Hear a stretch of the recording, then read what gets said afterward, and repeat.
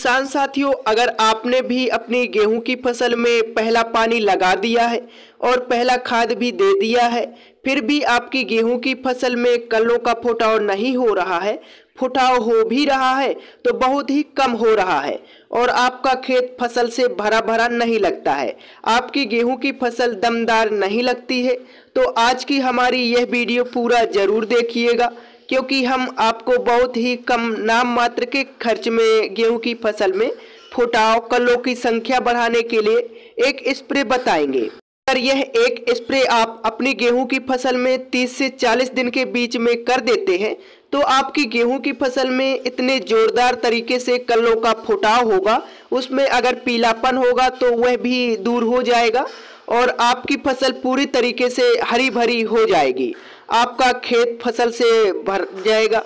और बाकी के अन्य किसान भाई भी आपसे पूछेंगे कि आखिर आपने अपने गेहूं की फसल में डाला क्या है।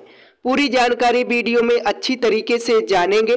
इस स्प्रे को किसान साथियों सबसे ज़्यादा ताकतवर बनाने के लिए हमें 4-5 चीज़ों की आवश्यकता होगी। पहली है जिंक सल्फेट 33% वाली।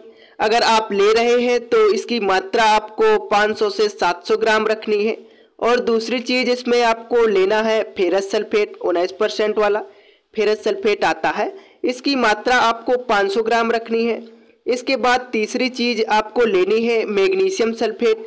मैग्नीशियम सल्फेट की मात्रा की बात करें तो इसको आपको लेना है 1 kg।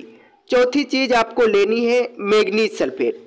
मैग्नीज सल्फेट की मात्रा की बात करें तो इसको आपको लेना है 250 से 300 ग्राम, आप ले सकते हैं।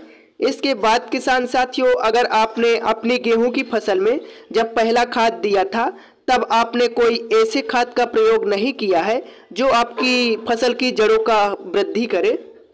कि जड़ वृद्धि के लिए कई प्रकार के खाद आते हैं, माइकोराइजा आता है और ह्यूमिक एसिड आता है। अगर माइकोराइजा, ह्यूमिक एसिड या फिर किसी अन्य प्रकार के जो जड़ को बढ़ाने वाला खाद है उसका प्रयोग आपने नहीं किया है तो इसमें आपको ह्यूमिक एसिड भी ले लेना है। ह्यूमिक एसिड का प्रयोग अगर आप इस स्प्रे पर करेंगे तो आपको बहुत ही ज़्यादा चौंका देने वाले रिजल्ट मिलेंगे। इस स्प्रे की दोगुनी ताकत हो जाएगी। और अगर पहले माइकोराइजा या ह्यूमिक एसिड जैसे खादों का प्रयोग कर लिया है तो फिर आप इसमें बोरोन ले सकते हैं। बोरोन की मात्रा आपको 100 ग्राम रखनी है। अगर आपने पहले जड़ बढ़ाने वाले खाद का प्रयोग नहीं किया है तो फिर आप इसमें बोरोन की जगह ह्यूमिक एसिड का प्रयोग करिएगा। तो किसान साथियों, इस स्प्रे में हमने क्या क्या लिया है एक बार फिर से रिपीट करके आपको बता देते हैं। पहला है जिंक सल्फेट, दूसरा है फेरस सल्फेट, तीसरा है मैग्नीशियम सल्फेट और चौथा है मैग्नीज सल्फेट। पांचवा आप अगर बोरोन ले रहे हैं तो 100 ग्राम बोरोन ले सकते हैं और अगर आप ह्यूमिक एसिड ले रहे हैं तो आप ह्यूमिक एसिड भी इसमें ले सकते हैं। फिर आप बोरोन नहीं मिलाइएगा, ह्यूमिक एसिड आप इसमें मिलाकर स्प्रे कर सकते हैं। अब ध्यान से किसान साथियों स्प्रे करने का तरीका समझ लीजिए। आपको सबसे पहले क्या करना है, इन सभी चीज़ों को अलग अलग बर्तन में घोल बनाना है। तो अगर आप अपने गेहूं की फसल से अच्छा रिकॉर्ड तोड़ उत्पादन निकालना चाहते हैं तो आपको पूरी मेहनत करनी पड़ेगी। इन सभी चीज़ों को आपको अलग अलग घोल बना लेना है। फिर आपको जिस स्प्रे टंकी से आप स्प्रे कर रहे हैं उसमें आपको 150 लीटर पानी में इन सभी चीज़ों को एक साथ मिला करके आपको 1 एकड़ खेत में स्प्रे कर देना है। पानी की मात्रा आप किसान भाइयों 150 लीटर से कम मत लीजिएगा, आप इससे ज़्यादा कर सकते हैं। 160 से 180 लीटर कर सकते हैं, लेकिन 150 लीटर से कम मत लीजिएगा।